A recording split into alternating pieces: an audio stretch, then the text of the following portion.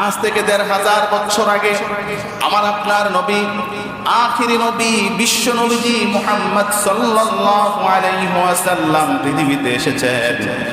গোটা ২৩ বছর তিনি দিনের দাওয়াত দিয়েছেন।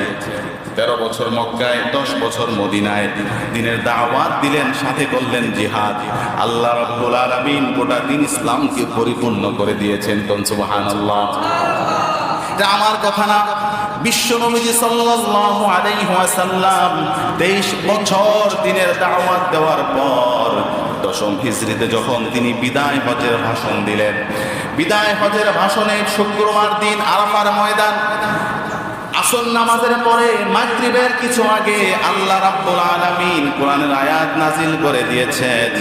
আল্লাহ বলেন, আল ইয়াউমা আকমালতু লাকুম দীনাকুম ওয়া আতমামতু আলাইকুম নি'মাতি ওয়া রাদিতু লাকুমুল ইসলাম